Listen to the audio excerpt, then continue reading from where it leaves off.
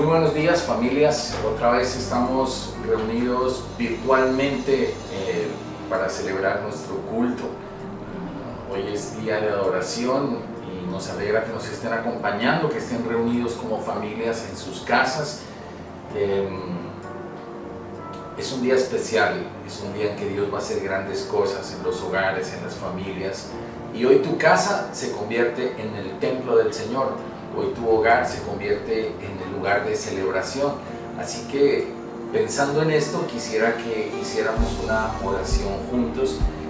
Y te voy a pedir algo especial, que durante la mayoría del culto, durante la mayoría de la alabanza, no mires tanto la pantalla de televisión, sino que trates de olvidarte de todo y entender que sobrenaturalmente, a partir de este momento, como dice la Biblia en el libro de Hebreos, nosotros podemos entrar confiadamente al lugar de la gracia, al lugar donde está el Señor, a su presencia. Entonces, quiero que pienses que esto no es simplemente escuchar una prédica, sino vivir una prédica, volver una realidad especial la palabra de Dios y dejar que se haga vida en nuestras vidas. Entonces, te voy a pedir que tu corazón, tus sentidos, tu vida completa en este momento vaya a la presencia del Señor, y juntos vamos a adorarlo, vamos a celebrar con Él, vamos a tener un tiempo de cantarle, de juntos arrodillarnos delante del Señor. Recuerda que tu casa a partir de este momento es un lugar de adoración, es el templo mismo. Mi casa la hemos convertido en el templo de adoración y estamos felices por eso. Tu casa también. Déjame orar por tu casa, por tu familia, por milagros, por señales, por cosas grandes que Dios va a hacer durante este tiempo. Así que cierra tus ojos, por favor, cierra tus ojos, inclina tu cabeza y vamos a orar juntos, vamos a tener un tiempo de adoración. Señor, yo presento delante de ti cada hogar, cada familia que está viéndonos en este momento. Yo los presento delante de ti. Presento cada vida, Señor, que nos está acompañando en este momento, Señor. Gracias por la oportunidad de tener este canal de comunicación, Señor. Y porque a pesar de que las iglesias físicas se cerraron, la iglesia no se cierra, Señor. Seguimos predicando tu palabra, seguimos adorándote y seguimos rindiéndote culto.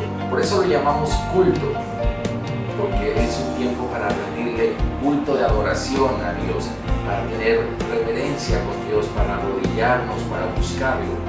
Y quiero que hagamos juntos una oración. Cierra tus ojos allí, mantente inclinado y vamos a tener un tiempo para adorar al Señor. Señor, gracias por cada familia que se reúne en esta mañana en torno a ti. Gracias, Señor, porque tú eres nuestro Padre, nuestro Papá, nuestro Abba, Padre bueno, Padre misericordioso, Padre grande, Señor. Bendigo a cada familia en este momento, en el nombre de Jesús. Declaramos que cada hogar donde se empieza a proyectar, Señor, esta señal, es territorio santo, Señor. Bendigo, Señor, estos hogares con tu presencia, Señor. Gracias porque tú dices que donde estamos 2 o 3 reunidos, allí estás tú, Señor. Y yo oro para que en este momento la presencia tuya, tu Espíritu Santo, inunde cada hogar, Señor, cada familia. Gracias, Señor. Gracias, Señor. Deja que el Espíritu Santo empiece a llenar tu casa y siente la presencia de Él.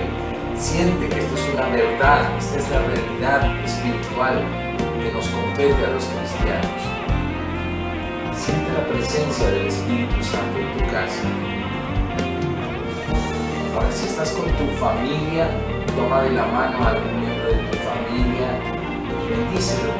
Dale la mano en este momento a alguien de tu familia y vamos a compartir, porque Dios ha permitido que muchas familias se reúnan en torno a Él. Oro por restauración en los hogares, Señor.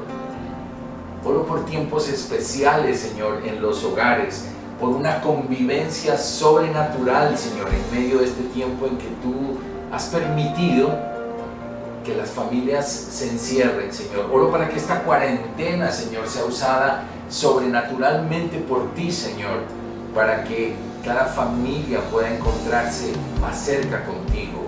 Oro para que muchos jóvenes tengan el privilegio de reencontrarse contigo, Señor, en esta temporada.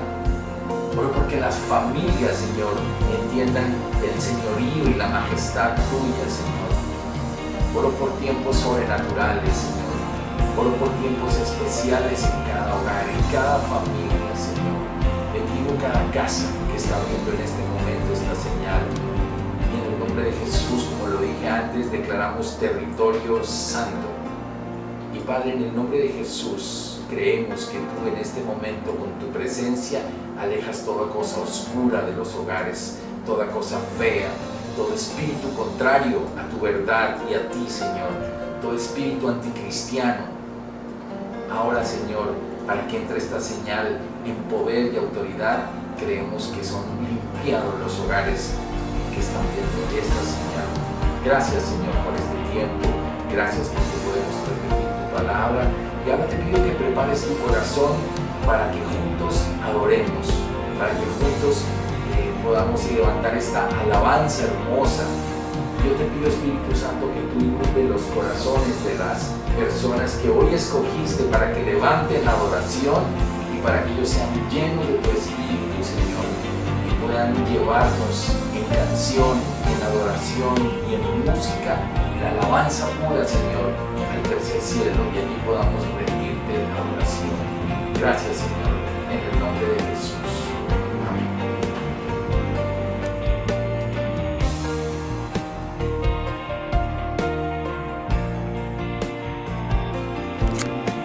Hola niños, buenos días. Bueno, en el día de hoy tengo el privilegio de orar por ustedes y quería compartir con ustedes una palabra que está en Salmos 34:7, que dice: Dios envía a su ángel para que salve del peligro a todos los que lo honran.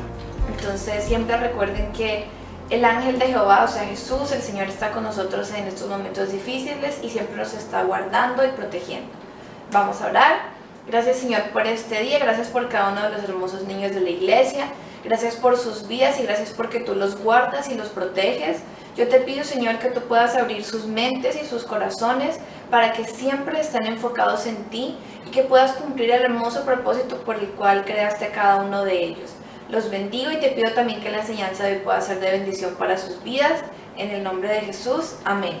No se olviden, por favor, de pedirle a los papitos que les muestren los videos que mandamos de la enseñanza. Nos vemos la otra semana.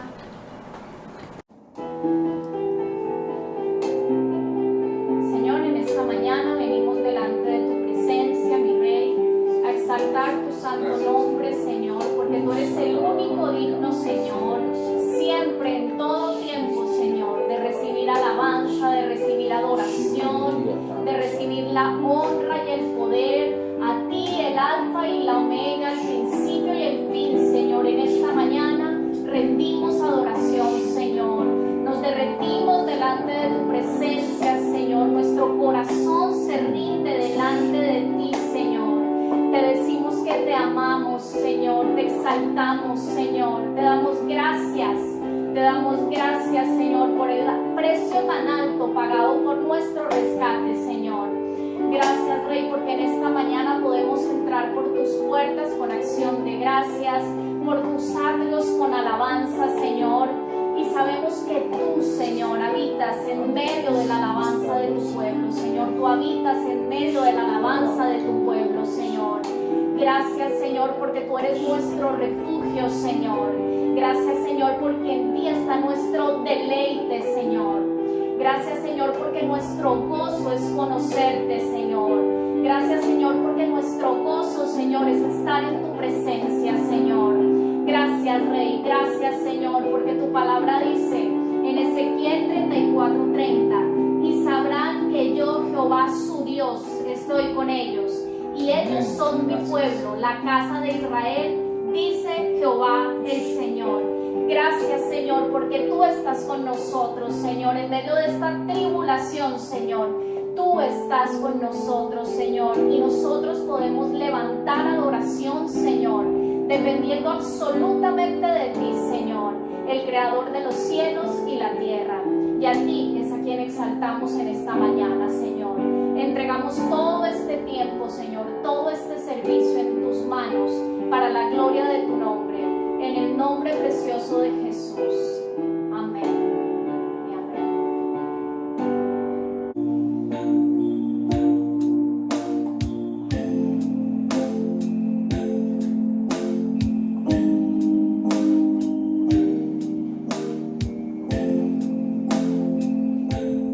Mereces la gloria y la honra.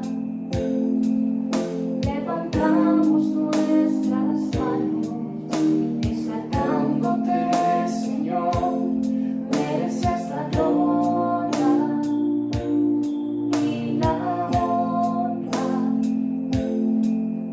Levantamos nuestras manos, exaltándote, Altísimo, milagroso Salvador, no hay nadie como tú,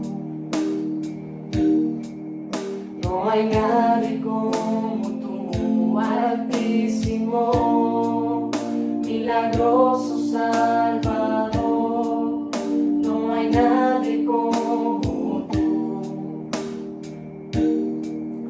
no hay nadie como tú.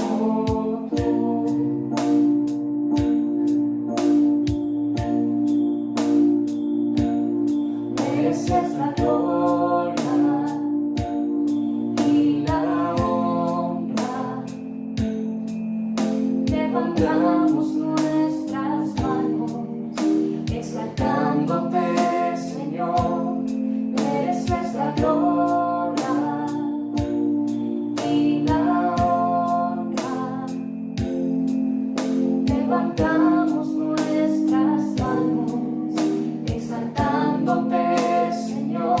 Altísimo, milagroso Salvador, no hay nadie como tú, no hay nadie como tú, Altísimo, milagroso Salvador, no hay nadie como tú, no hay nadie como tú, no hay nadie como tú.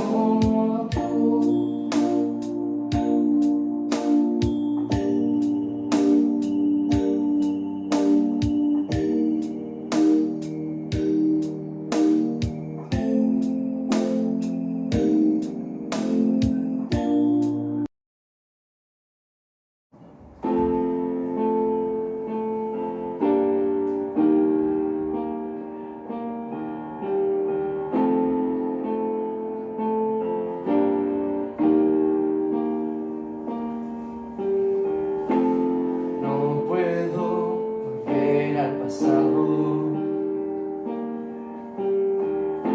y controlar lo que pueda en mí, pero aquí en el presente es donde tú me prometes estar.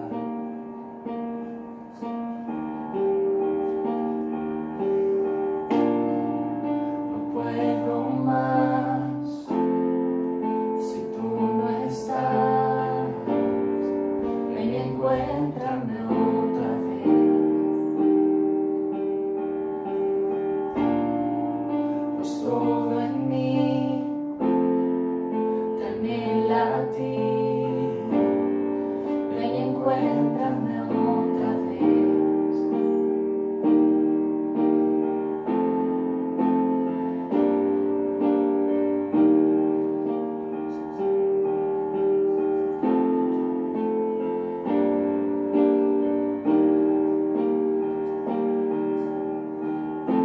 Mientras camine por el valle, tu amor apaga todo temor, y como el sol transforma la sombra,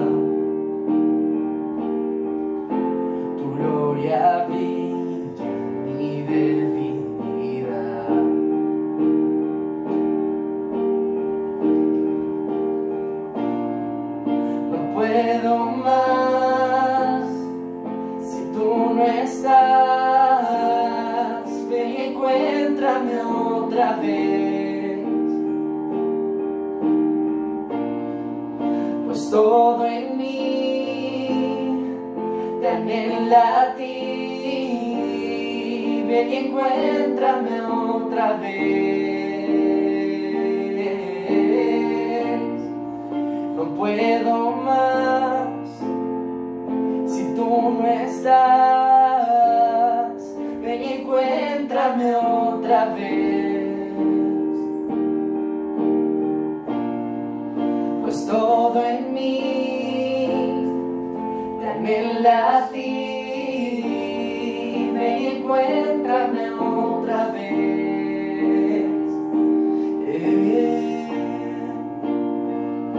Solo tú, Jesús,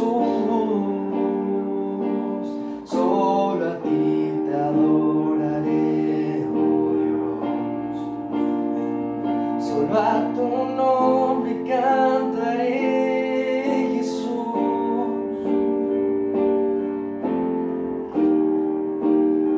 Por un momento me abandonaste, el Señor está aquí, el Señor está aquí.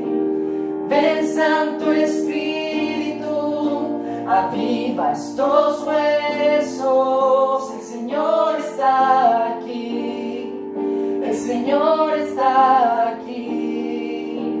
Ni por un momento me abandonaste, el Señor está aquí, el Señor está aquí. Ven, Santo Espíritu, aviva estos huesos, el Señor está aquí, el Señor está aquí. Tú estás aquí, Señor. Tú estás aquí, Señor. Te rendimos la adoración, oh Padre eterno eres tú, Señor.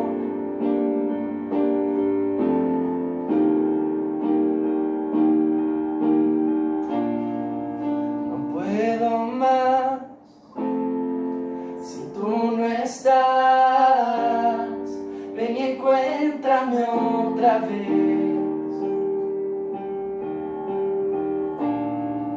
pues todo en mí te anhela a ti. Ven y encuéntrame otra vez.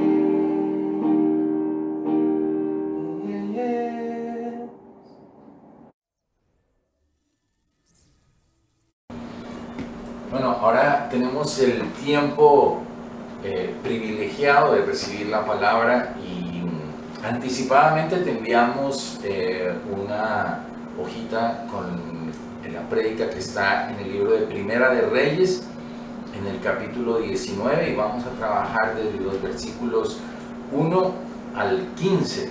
Entonces también te animo para que pienses que, por ejemplo, cuando uno lee historia, cuando uno lee un libro de historia, entonces puede anticipar, puede uno ver, digamos, que se va a la época de, por decir un ejemplo, de Cristóbal Colón, y coge su libro de historia y empieza a leerlo, y sabe que esos hechos sucedieron allá y pasaron tal cual como están descritos en el libro de historia. Pero cuando tú abres la Biblia, tiene un contexto histórico en el sentido de que tú vas y vas a leer esta historia y realmente ocurrió. O sea, pasó esto con el profeta Elías. Es histórico en el sentido de que el evento es real, es verídico y sucedió. Pero la gran bendición que tiene la palabra de Dios es que la Biblia está diseñada, inspirada por el Espíritu Santo, para que ese evento bíblico que sucedió se haga vida en nosotros y lo podamos tomar y trasladar a tiempos nuestros, para situaciones reales nuestras, Y la escritura es, como su nombre lo dice, como cuando uno le dejan una escritura pública que le da derecho a disfrutar, por ejemplo, de una vivienda o de un apartamento. La escritura es el derecho legal que Dios te da para que puedas reclamar lo que está aquí escrito como una promesa, como una bendición o también una obligación que tienes, porque en las escrituras no solo son promesas, sino bendiciones, sino también exigencias que tiene. Entonces también la palabra te instruye qué debes hacer, cómo lo debes hacer, hasta dónde limitan las cosas. Por ejemplo, cuando uno compra un apartamento, tiene unos linderos, tiene unos límites, y esos límites hasta allí puede llegar uno. Entonces la escritura lo ayuda a uno a entender qué es lo que le pertenece, hasta dónde puede ir y qué puede tomar. Lo mismo ocurre con esta escritura. El profeta Elías, en el contexto que voy a leer, voy a hacer un poquito como de ubicarme antes de empezar a tomar el capítulo 19. El pueblo de Israel había entrado en una época desenfrenada, en una época donde habían dejado a Dios de lado. O sea, es similar a lo que estamos viviendo hoy en día. Es muy parecida la situación a lo que vivimos hoy en día. El pueblo de Israel había dejado a Dios de lado y estaba gobernando un rey que se llama el rey Acab. El rey Acab se había casado con una mujer que se llama Jezabel, que era una mujer que no pertenecía al pueblo judío, se había hecho un matrimonio mixto, y esta mujer inducía y manejaba y controlaba a su esposo, y su esposo se volvió como un títere de ella y hacía básicamente lo que ella quería. Es decir, el gobierno de Israel quedó en cabeza, en manos de un rey no hebreo, no judío. Y Jezabel, en el libro de Apocalipsis, es un tipo de lo mundano, es un tipo de lo diabólico. Entonces, bajo este contexto, el rey Acab había levantado altares de adoración, había quitado los lugares de adoración del pueblo judío y habían matado muchos profetas. A raíz de esto, Dios levanta a Elías como su profeta y él da una palabra, y la instrucción que Dios le dio es que por su boca cerrara la lluvia durante 3 años. Entonces la región estaba en sequía, el pueblo estaba viviendo un momento muy difícil, la situación era muy complicada, no había agua, la gente empezaba a morir, habían infecciones, enfermedades y muchas cosas que trae la escasez de agua. Y en este proceso, Dios le dice a Elías que vuelva a aparecer. Entonces Elías vuelve a aparecer, pronuncia una palabra y Dios vuelve a abrir la lluvia y vuelve a caer agua sobre la tierra. Antes de esto, en el Monte Carmelo, Elías reúne a todos los profetas, falsos profetas, y en ese monte hay un evento sobrenatural donde él prácticamente se burla de ellos y les dice a los profetas de Baal que invoquen a su Dios, que clamen a su Dios y que lo llamen, y no aparece ningún Dios. En cambio aparece el Dios de Israel, nuestro Dios poderoso, y hace una señal sobrenatural. Y bueno, esto todo lo van a encontrar en el capítulo 18. Solamente quiero llegar aquí para ponerme en contexto. El pueblo judío, el pueblo de Israel, el pueblo de Dios, acaba de ver esas grandes señales, acaba de ver esos grandes manifestaciones de Dios, y el pueblo se mueve mucho por manifestaciones. Pero yo también he notado que cuando hay mucha manifestación sobrenatural, son procesos muy cíclicos. Es decir, durante la manifestación sobrenatural hay un gran impacto, pero la gente después de pasado muy poco tiempo se enfría y se olvida de los eventos sobrenaturales. Por eso es tan importante que nuestra relación con Dios sea constante, sea permanente y no dependa de eventos específicos, de cosas sobrenaturales. Dios las hace y es rico ver cómo Dios interviene, hace milagros en nuestras vidas, pero nuestra vida debe mantenerse constante, siempre dependiente, siempre en una línea recta con Dios, que no dependa de que no veamos cosas sobrenaturales y nuestra fe decaiga. De hecho, para empezar, el capítulo 19, que es el que vamos a ver en este momento, Elías prácticamente queda solo. Habían pasado unos pocos días después de este evento y Elías queda solo. Jezabel es informada. Toma tu Biblia, por favor, y mira los versículos 1 y 2. Nota que aquí el rey Acab, del que estamos hablando en este momento, el rey Acab le cuenta a Jezabel lo que acaba de pasar en el monte Carmelo. Le dice: oye, Elías degolló a tus profetas. Y entonces en este momento Jezabel lanza una palabra de amenaza, lanza una palabra de sentencia y le dice: en 24 horas Elías, y le manda ese mensaje, en 24 horas Elías estarás muerto como mis profetas. ¿Ok? Ahora, esta es una amenaza real. No fue un cuento, no fue simplemente una rabieta. Jezabel tenía poder. Jezabel era la esposa del rey y el rey prácticamente era su títere. O sea, la amenaza era real, la amenaza era verdadera. Hoy nos enfrentamos como planeta, como nación y como familias a una amenaza verdadera. Y en nuestro caso, esta amenaza verdadera se llama el COVID-19 o el coronavirus o el nombre que le queramos dar. Pero no solamente me quiero referir a esto, sino también me quiero referir a muchas otras amenazas. Cuando hay un momento con un problema específico, un problema real, una situación específica, este es el mensaje que viene de parte de Jezabel. En 24 horas vas a quedar así. Y puede que tu amenaza no sea de muerte, puede que tu amenaza sea de miedo a esta enfermedad, puede que sea miedo a lo que va a venir, puede ser que haya una amenaza de economía, de otra enfermedad, de un problema familiar, de lo que sea. Y la amenaza, evidentemente, es una amenaza real, es una amenaza cierta. Entonces, ese es el contexto en los versículos 1 y 2. ¿Dónde empieza el problema? El problema empieza a partir del versículo número 3. ¿Por qué? Porque Elías, un hombre que acaba de ver la gloria de Dios, la manifestación de Dios, un hombre llamado por Dios como cualquiera de nosotros. De hecho, el libro de Santiago en el Nuevo Testamento dice que Elías era un hombre como cualquiera de nosotros, ¿cierto? Entonces, él tenía las mismas características que tenemos cualquiera de nosotros. Elías, ante esta amenaza, cuando tú tienes un problema, una situación difícil, Elías en el versículo 3 empieza a actuar solo.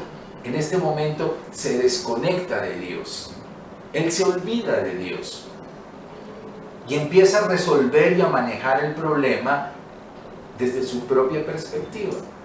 Entonces, mira el enredo que empieza. En el versículo número 3, dice aquí en la versión que les envié: Elías tuvo miedo y huyó para salvar su vida. Estoy hablando de la Nueva Traducción Viviente. Se fue a Berseba y dejó allí a su sirviente. Entra en pánico, entra en miedo. Él no para un momento, que es lo que nosotros debemos hacer, y decirle: Señor, hay una situación grave, hay un problema grave, pero necesito acudir a ti. Él entra en el problema y baja desde el monte Carmelo, que queda bien al norte de Israel, y empieza a bajar hasta Berseba, que queda en Judá, o sea, bien al sur. Allí deja a su criado y sigue solo, sigue bajando, sigue bajando, sigue bajando, sigue bajando hasta el desierto. Pasa por el desierto y llega hasta el monte Sinaí. O sea, yo no sé en este momento, pero supongo que debieron ser más o menos, no tengo el dato exacto, pero vamos a suponer fueron unos 600 kilómetros que él caminó. 600 kilómetros es una cantidad loquísima, pero él se metió en el tubo de su problema y empezó a caminar y a deslizarse solamente en el tubo de su problema y se aisló de Dios. Sacó a Dios de la situación. Nota que en el versículo 3, él hubiera podido programar un viaje para encontrarse con Dios, para tener un encuentro con Dios, pero él programa un viaje en su propia ruta de huida, de huir del problema. Y uno de los principales problemas es huir del problema. El principal problema es huir del problema o enfrentar el problema solo. Y eso fue lo que Elías hizo. En el versículo 4, mira cómo es esto de peligroso, ¿no? Porque cuando uno no le pone pare al tema y deja que el problema vaya avanzando y vaya avanzando y Dios no está en el problema, la situación se va saliendo de control. En el versículo 4, Elías empieza a pedir su propia muerte y le dice al Señor: basta ya, Señor, quítame la vida. Ya está empezando a salir de control el tema, o sea, una situación que era simplemente una amenaza, en el versículo 4 ya él se siente derrotado completamente y le dice: Señor, quítame la vida, ya no quiero más esta situación. Entonces dejó que el tema avanzara y avanzara y avanzara. Después tú vas viendo cómo esto va tomando un rumbo complicado, un rumbo diferente. En el versículo 5 tú te das cuenta que ahora Elías se acuesta y se duerme. Se acuesta y se duerme. El sueño es un mecanismo de escape. A veces el dormirnos, yo no estoy diciendo que dormir sea malo, ¿no? Obviamente, eso no es lo que quiero tratar de transmitir, sino que el sueño, y me refiero a sueño como el soñar cosas, el no querer aterrizar en la realidad, el soñar con ganarse la lotería, el soñar con el baloto, el soñar con las drogas, el soñar con el alcohol, el soñar cualquier sueño, algo que te saca de la realidad, es lo que Elías quería hacer aquí. Entonces Elías no quiere enfrentar su situación y prefiere acostarse y dormir. Pero nota que siempre, y esto es muy importante, nota que siempre la ternura de Dios está presente allí. La ternura de Dios está presente allí. Porque aquí empieza Dios a intervenir. En el versículo número 5, nota que un ángel lo toca. Esa es la ternura de Dios. Dios nunca nos desampara. A pesar de que Elías huyó, Dios lo estaba mirando. Dios le estaba siguiendo. Dios dejó que él avanzara un poco porque tenía que formarlo, tenía que levantarlo, tenía que reenfocarlo y tenía que reubicarlo para que Elías volviera a tomar el rumbo que Dios le había dado. Pero nunca lo dejó solo. En el versículo 5 ya un ángel lo toca.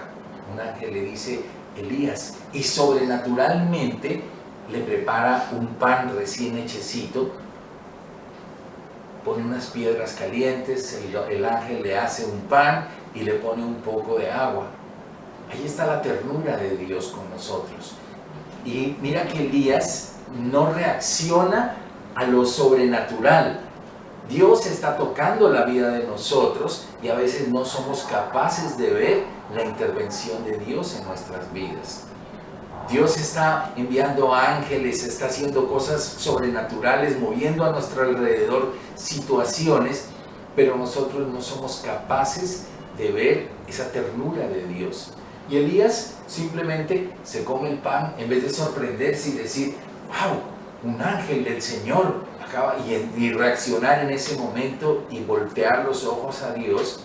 Él simplemente se come su pan, se toma su agua y se vuelve a dormir. No quiere entrar en un proceso de enfrentar su propia realidad, sino quiere huir de esa realidad. Esta es la situación que está viviendo aquí nuestro amigo Elías.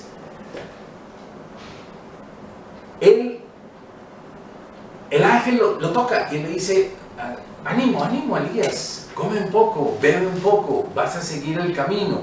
Es Dios tratando de presentarnos situaciones y hechos, algo sobrenatural, porque nuestro amigo eterno, la archienemiga de Elías, se llamaba Jezabel, pero tenemos el amigo eterno, nuestro Dios eterno, el Olam, el eterno Dios, es el que está cuidando y vigilando de cada uno de nosotros.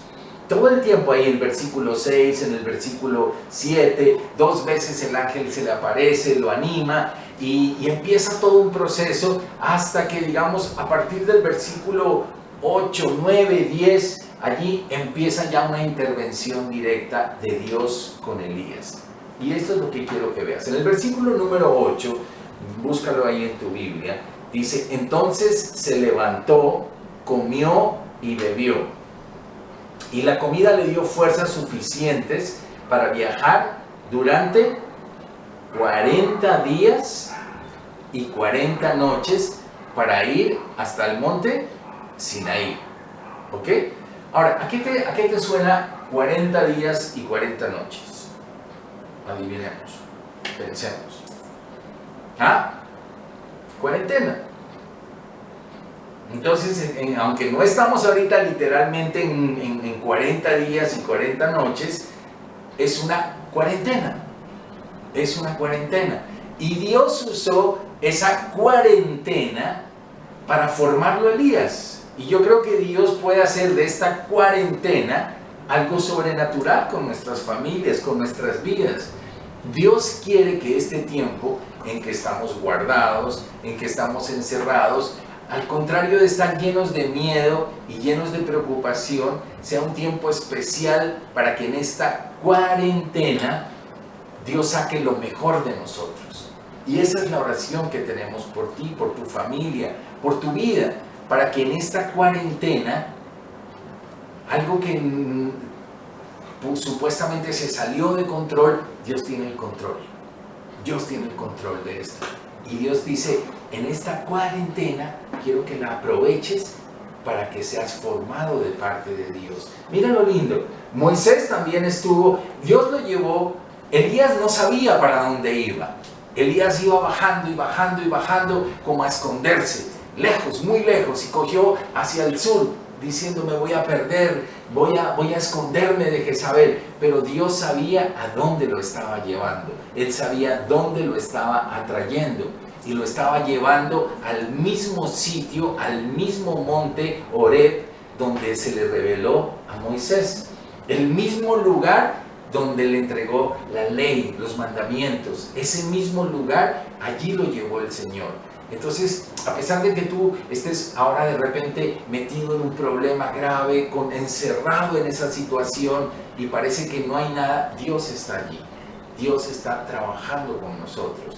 Dios está interviniendo, está metiendo su mano a favor de nosotros y nos está llevando a un punto hermoso, al monte Horeb.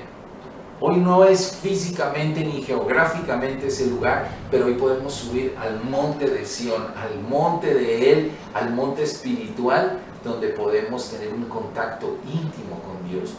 Por eso oramos para que cada familia, en medio de, sabemos que están en clases virtuales, sabemos que tienen tareas virtuales, sabemos que hay trabajo virtual, pero también no pierdas la oportunidad para que esta cuarentena no se vaya a convertir simplemente en atender las cosas virtuales, sino que sea el tiempo en que Dios te levante, el tiempo en que Dios te restaure, el tiempo en que Dios te reenfoque.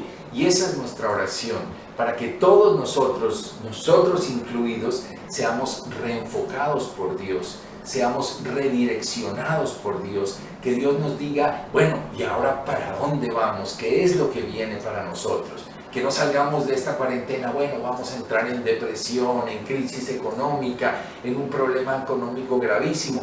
Sí, todo eso puede venir, pero nosotros no dependemos de eso, dependemos de una instrucción de Dios. Aquí Dios nos va a reenfocar. Dios interrumpió tus estudios. Dios cortó muchas cosas. Dios simplemente permite, Él lo permite, no digo que Él lo haya enviado, sino Él permite, Él tiene el control de esto, y esto va a ser para bendición de sus hijos, para bendición nuestra. Y como te digo, el objetivo central de esta cuarentena es reenfocarnos, es volver a darnos un norte a nuestras vidas y cambiar cosas que de repente Dios necesita ajustar con cada uno de nosotros. Amén. Ahora, nota aquí que en el versículo número 9, Él llega hasta el monte Horeb. Vamos a buscarlo. El versículo número 9 dice: allí llegó a una cueva donde pasó la noche. La versión Reina Valera dice: y allí se metió en una cueva donde pasó la noche. Es decir, aunque Elías venía todavía en la huida, ¿él qué busca cuando llega al monte? Busca una cueva. Él buscó la cueva como un lugar de escondite.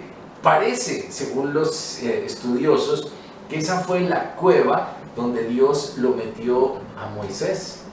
Cuando Él le pidió que si podía ver la gloria de Dios, Él lo puso en la misma cueva y allí le mostró su gloria. Cuando Él le dijo: Señor, déjame ver tu gloria, si no puedo ver tu gloria, no, nada vale para mi vida. Moisés estaba completamente conectado con Dios, él anhelaba la gloria de Dios. Elías estaba buscando la cueva como un lugar de esconderse. Son diferentes las posiciones. Por eso hoy oro para que cada uno de nosotros no esté escondido en el problema, sino más bien buscando la manifestación gloriosa de Dios, que podamos decirle: Señor, yo quiero ver tu gloria en mi familia, quiero ver tu gloria, Señor, inundando mi casa en medio de este tiempo, que tú has permitido y tú tienes el control de lo que va a suceder. Ahora, en el versículo número 9, viene una pregunta interesante. Y el Señor a veces simplemente hace preguntas. Y le dice, entonces el Señor le dijo a Elías: ¿qué haces aquí, Elías? ¿Qué haces aquí, Elías? Esa misma pregunta se le repite en el versículo número 13. ¿Qué haces aquí, Elías? Es como preguntándole al Señor. Él sabía para qué lo llevaba, Dios sabía para qué lo llevaba, pero Elías no estaba en la posición correcta. Por eso el Señor le pregunta: ¿qué haces aquí, Elías? ¿Por qué estás escondido aquí, Elías? ¿Esta es tu posición? ¿Sigues escondido? ¿Sigues sin enfrentar tu problema? Esa es la pregunta que el Señor le hace a Elías. Y Elías a esa pregunta básicamente contesta como muchos de nosotros lo hacemos, siempre con una autojustificación. Siempre con una autojustificación. Mira lo que él contesta en el versículo número 10. Básicamente le da 4 respuestas. Entonces, por una parte le dice: Señor, yo soy celoso por ti. He sido celoso por ti. Me he mantenido fiel contigo. ¿Es verdad o es falso? Es verdadero. Realmente Elías había sido un hombre fiel con Dios. Había sido un hombre osado para las cosas de Dios. No le daba miedo hablar de Dios, y eso aunque le costara lo que le costara, pero entró en una época de decadencia. Segundo, le dice: el pueblo ha roto el pacto contigo. Esto es lamentable, y es verdad lo que está diciendo Elías. Habían pasado 3, 4 días del momento del Monte Carmelo, cada uno se fue para su casa, el milagro pasó y el pueblo volvió a lo mismo. Volvieron a adorar a sus dioses, volvieron a hacer lo del mundo, volvieron a emborracharse, volvieron a hacer muchas cosas. Y esto es mucho de lo que vive el pueblo cristiano hoy en día. Sale de la iglesia, vive el momento de éxtasis, vive el momento de toque de Dios, y después empieza cada uno para sus lugares a hacer lo que siempre hace todo el mundo y hacer lo que el mundo hace. Entonces otra vez Elías había quedado solo. Es decir, hasta aquí tenía razón Elías. Él le dijo: yo soy un hombre celoso de ti, Señor, verdadero. El pueblo se ha vuelto otra vez en contra tuya. verdadero también, le dice, yo soy el único. Y eso nos pasa muchas veces. El orgullo se nos sube y uno dice, el único que entiende las cosas, el único que sabe hacerlo, nadie entiende tan bien como yo lo puedo entender. Y ahí el Señor le dice, falso, falso.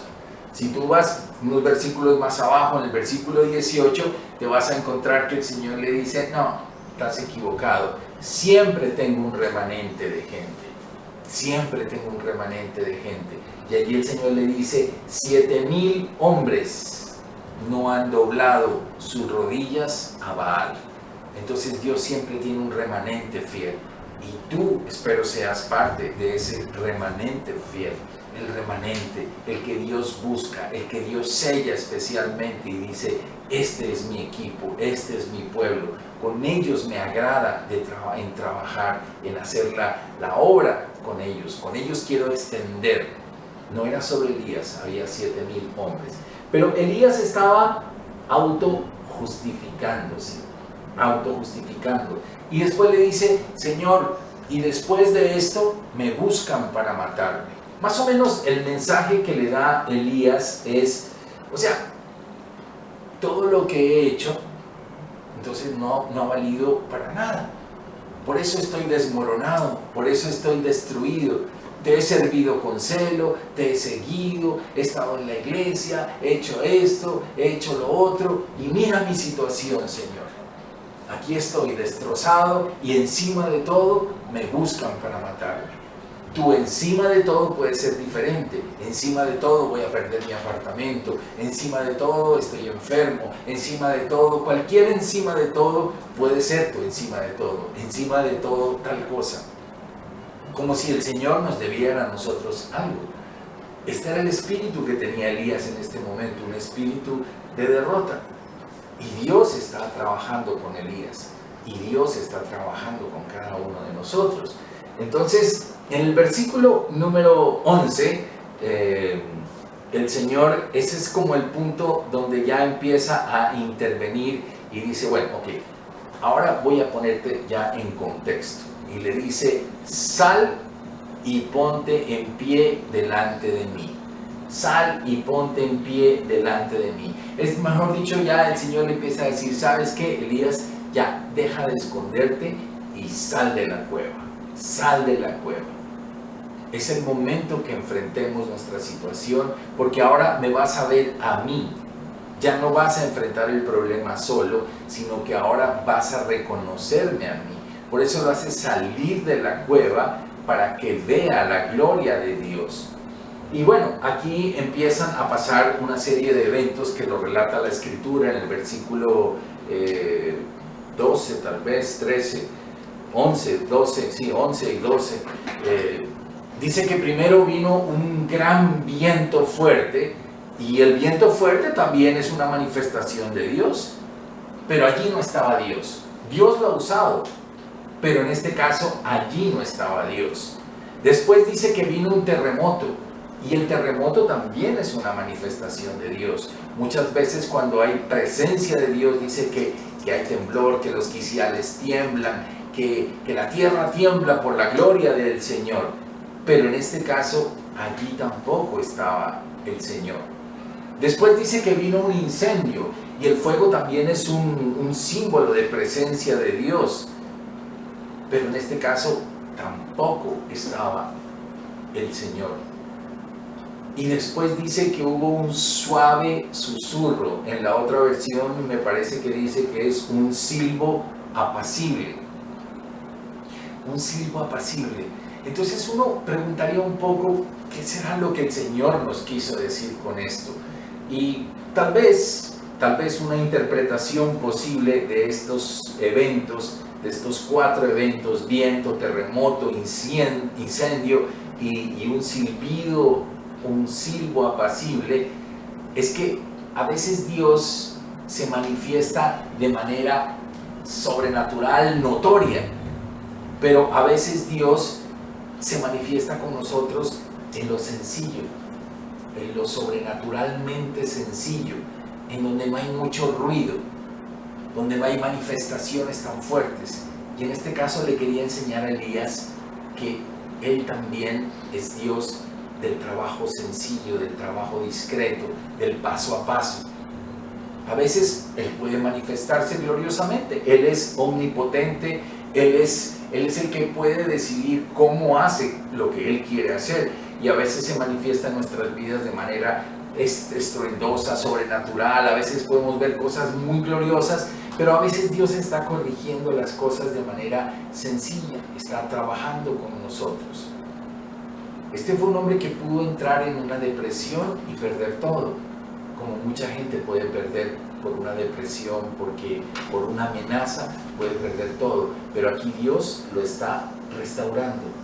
Y en el versículo 13, después de mostrarle todo esto, el Señor vuelve y le pregunta: ¿qué haces, Elías? ¿Qué haces aquí, Elías? Porque a veces como que no entendemos el mensaje. A veces pasa, el Señor le acaba de hacer la prédica, le acaba de mostrar la situación y parece que Elías no entendió. ¿Por qué pienso que no entendió? Porque cuando tú ves la pregunta que se le hace en el versículo 13 nuevamente y le dice: ¿qué haces aquí, Elías? ¿Qué responde Elías? Analízalo. Vuelve a responder exactamente lo mismo que respondió unos versículos arriba. Vuelve a decirle: Señor, yo soy un hombre celoso de ti, yo he hecho esto, yo soy el que te he servido con fidelidad, mira que yo he hecho esto, yo he diezmado, yo he hecho tantas cosas por ti, y mira cómo está mi situación. Entonces pareciera que Elías no hubiera entendido el mensaje de Dios. Y por eso el Señor vuelve a preguntarle. Ahora, aquí llega ya al final, versículo número 15, aquí ya el Señor cierra el diálogo. Versículo 15, entonces el Señor le dijo: regresa por el mismo camino que viniste y sigue hasta el desierto de Damasco. Bueno, y aquí ya viene otra historia diferente que no es el objetivo de esta prédica, y lo pone otra vez a Elías a trabajar en el ministerio, a servirle al Señor. ¿Elías murió en manos de Jezabel? No, Elías no murió en manos de Jezabel. Jezabel tuvo una muerte terrible, una muerte trágica, una muerte fea. Jezabel murió, dice que los perros lamieron los huesos y no encontraron ni siquiera la forma de ella, de su cadáver. Ella fue la que amenazó al profeta, pero él no murió a manos de ella. De hecho, Elías gloriosamente es arrebatado en un carro de fuego y llevado al cielo. Dios tenía planes gloriosos para Elías. Dios tiene planes gloriosos para tu vida. Dios tiene cosas lindas para nuestras vidas.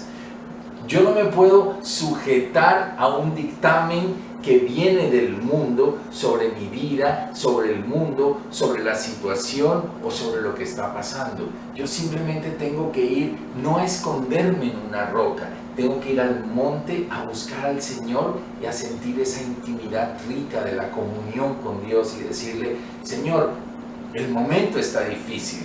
Jezabel me amenazó de muerte, pero yo vengo a buscarte a ti, Señor.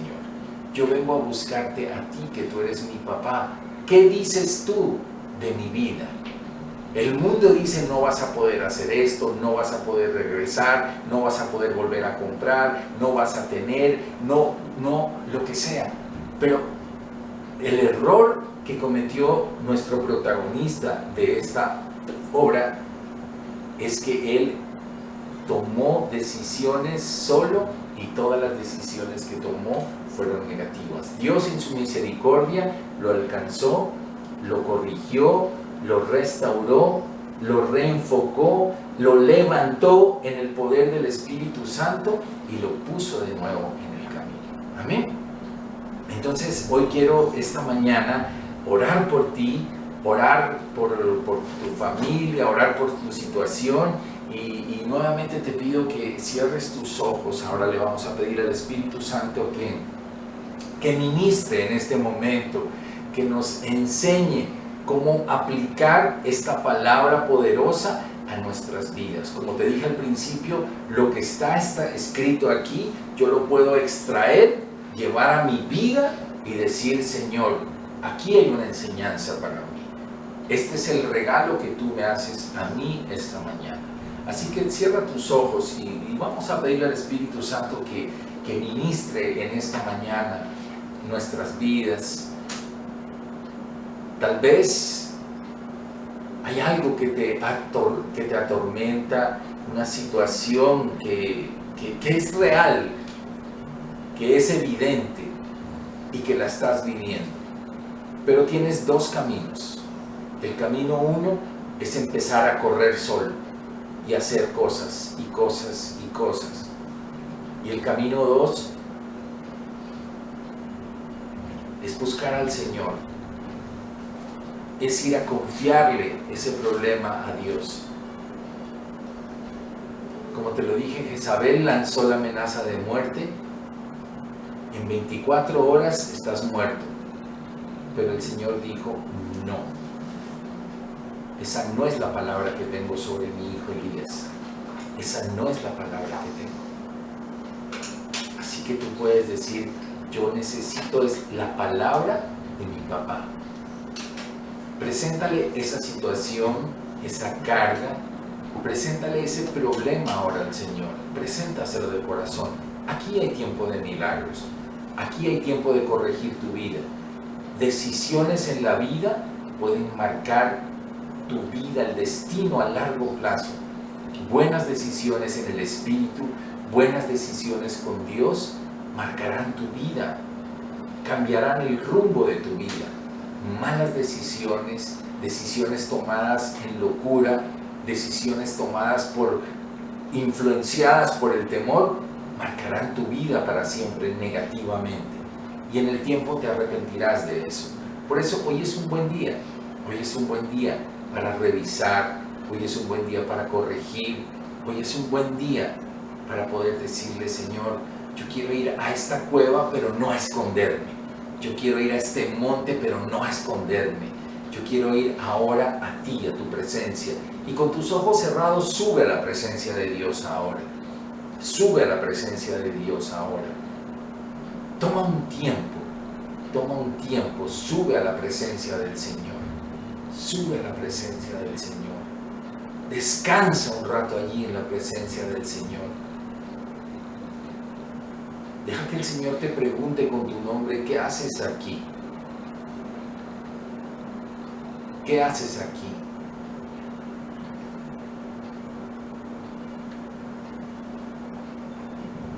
¿Qué haces aquí? Y deja que el Señor ministre ahora tu vida, deja que el Señor hable a tu corazón, deja que el Señor te muestre los planes que tiene para ti, no las tragedias que el mundo tiene para nosotros, sino deja que Dios te muestre los planes para ti.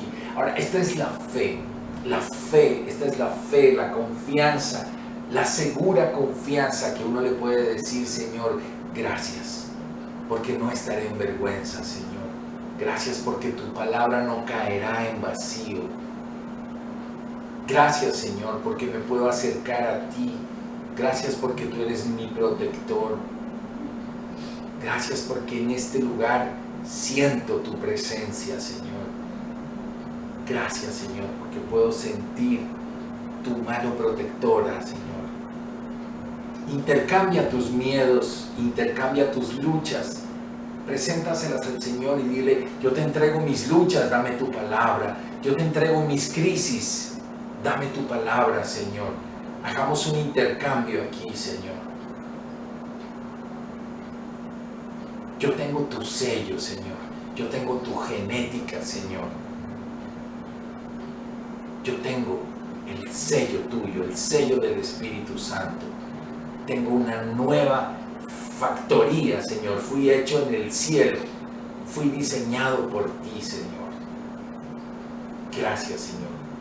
Porque regresaré como Elías, me levantaré ahora como Elías para trabajar para ti, Señor. Gracias porque el temor sale de mi vida ahora. Presenta todas esas luchas que tienes, las dudas que tienes, preséntaselas al Señor. Este es tu momento, este es un momento especial y tú le puedes decir, gracias Señor. Hoy te entrego aquí, Señor, mis luchas, mis crisis, te las entrego hoy a ti. Y el Señor va a empezar a hacer algo ahora. Padre, yo bendigo a cada familia, yo bendigo a cada persona que está aquí ahora, Señor. Y yo creo que este es un momento especial. Creo que este es un momento sobrenatural. Creo que este es un momento, Señor, para reflexionar. Pero creo que también es un momento en el que tú empiezas a hacer cosas, Señor. A traer convicción, a traer seguridad, a volver a reenfocarnos, a volver a decirnos, bueno, ahora el camino que vas a tomar es hacia arriba. No vas a seguir bajando. El camino que vas a tomar es hacia arriba. Pero entiende que yo voy a caminar día a día contigo. Si tú ves lo que viene después y sigues leyendo el libro de Elías, te vas a dar cuenta que Elías fue usado con poder, con mucho poder por Dios. Sobrenaturalmente fue usado, porque él se reenfocó, él le creyó a Dios. Esta caída que todos pasamos en algún momento de nuestra vida, le sirvió a él para tomar un freno, para hacer una corrección en su vida y reenfocar su vida. Así que te bendigo, oro y creo que esto va a ser para un reenfoque de tu vida. Te bendecimos en el nombre de Jesús y nos vemos dentro de 8 días. 2 consejos chiquitos antes de terminar. 2 consejos chiquitos. Número 1, vuelve a escuchar la prédica. Vuelve a escuchar la prédica. Hazme caso, vuelve a escucharla solo. Vuelve a escucharla 1 o 2 veces y deja que Dios te vuelva a hablar. Toma el texto bíblico, toma tu Biblia y lee. Si quieres, proponte en este tiempo trabajar sobre la vida de Elías, que está en Primera de Reyes, versículos 19, desde el 17, desde el capítulo 17 en adelante, allí vas a encontrar la vida de Elías. Y consejo número 2, comparte esta palabra con otra persona. Ahora mismo, toma el link que está aquí arribita donde dice www.youtube, lo copias, lo pegas y se lo envías a varias personas que quieran, que creas tú, que el Señor ponga en tu corazón y que reciban este mensaje. Hemos recibido testimonios muy lindos de personas que han recibido el mensaje por ti y por otras personas y ha tocado sus vidas y ha impactado sus vidas. Entonces seamos generosos espiritualmente y compartamos con ellos. Te bendigo en el nombre de Jesús y en 8 días nos vemos. Bendiciones.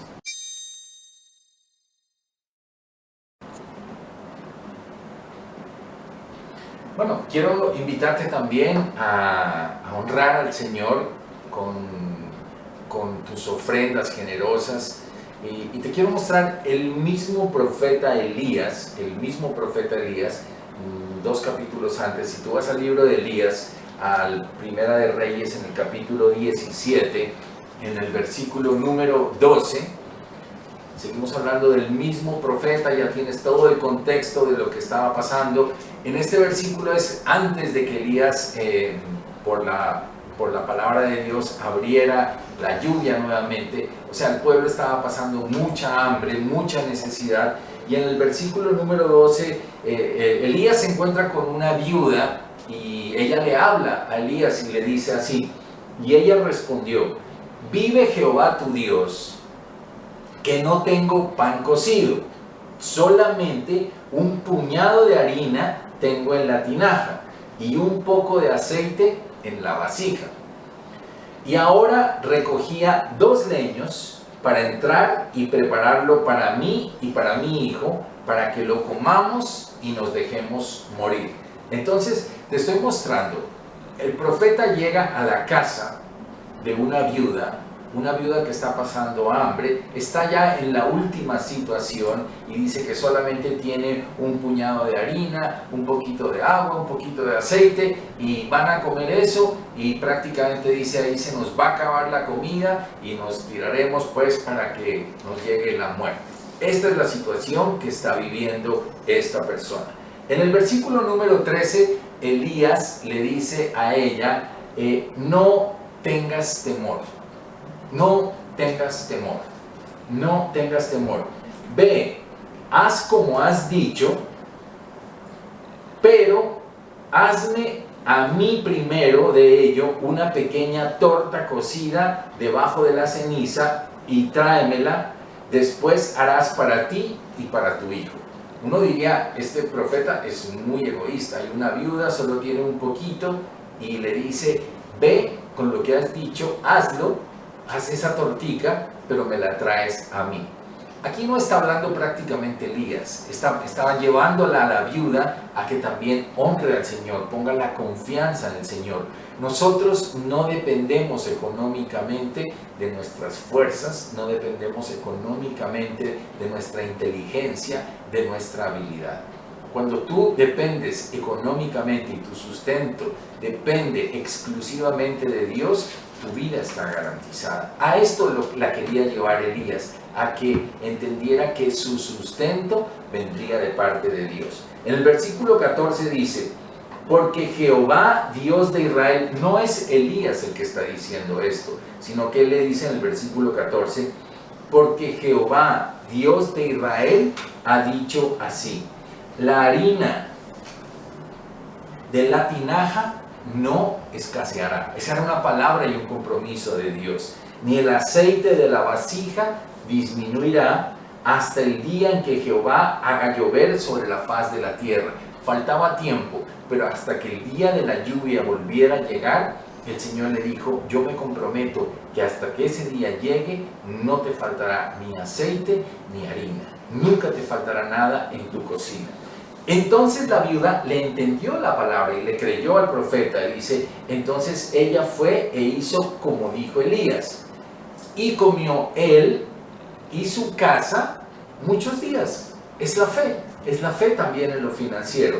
Y la harina de la tinaja, dice el versículo 16, no escaseó, ni el aceite de la vasija menguó, conforme a la palabra que Jehová había dicho por boca de Elías. Es decir, Elías simplemente era un transmisor de esta palabra. El que la estaba respaldando era Dios. Así que te invito a que también honres al Señor con tu ofrenda generosa. Si quieres, en la parte de abajo de este video va a aparecer el número de la cuenta. Puedes hacer una transferencia electrónica a la cuenta de la iglesia o puedes hacer una consignación al número de cuenta que está aquí. Padre, yo bendigo y creo que cada familia, Señor, es sustentada y depende completamente de ti. Gracias, Señor, en el nombre de Jesús. Amén.